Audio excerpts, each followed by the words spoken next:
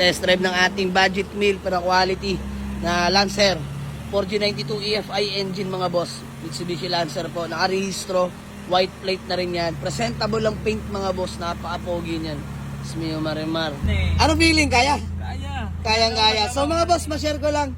Sila Sir, taga saan po? Taga-Caloocan. So sanay si Sir sa Matic. Actually, budget meal kasi wala tayong budget meal ngayon na automatic. So ito yung natitipuan niya.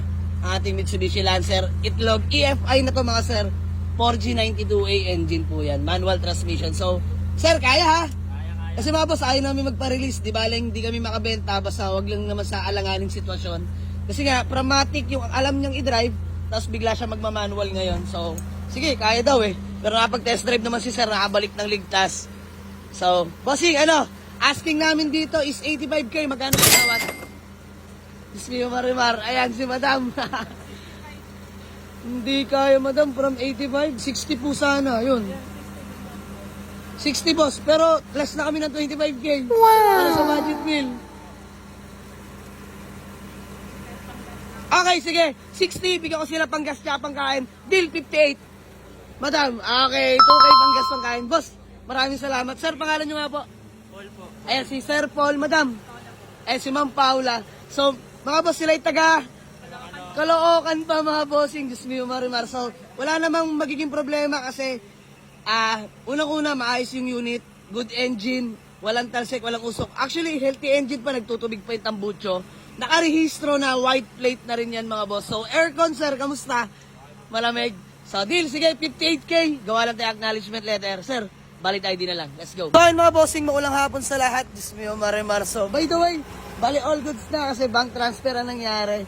So, madam, bossing, maraming salamat po sa tiwala. All the way from Caloocan pa sila. Sir, baka may gusto lang muna kayong batiin o shoutout bago man natin magkawatak-watak. Yung tatay namin. Shoutout po sa tatay ko. Ayan. Papa Bong. Yan, thank you po. Ayan, shoutout din pala kay Tatay Bong, no? Ingat po kayo palagi dyan. Madam, kayo po. Sa nanay po namin. Ayan. Pangalan po? Grace po. Ayan, si Ma'am Grace. Shoutout din po kay Ma'am Grace. So, by the way mga boss, budget meal pero quality. Mitsubishi Lancer Itlog na EFI engine, all power, manual transmission. So, registered. Sobrang lamig ng aircon. Presentable pang paint, although budget meal pero all good spend mga boss. Nakamags na rin na size 15s mga boss. Maraming salamat sa kanila na mga taga-Caloocan pa. So, sold na to mga bossing. Picture lang kami. Iuwi na ni bossing, no? First time niya sa manual transmission dahil automatic talaga yung minamaneo ni sir. So, all goods naman na mga boss. Naka-pipe na rin yan. Kaya naman daw imaneo ni sir itong manual transmission natin na budget meal. So, white plate na, nakarehistro. Tara, sa interior muna mga boss habang pauwi na sila. Flex ko na sa inyo. So, all power na yun mga boss. All goods pa to. Ayan mga boss, presentable pa naman interior. Buong-buo pa loob mga boss. Ceiling natin, ayos pa.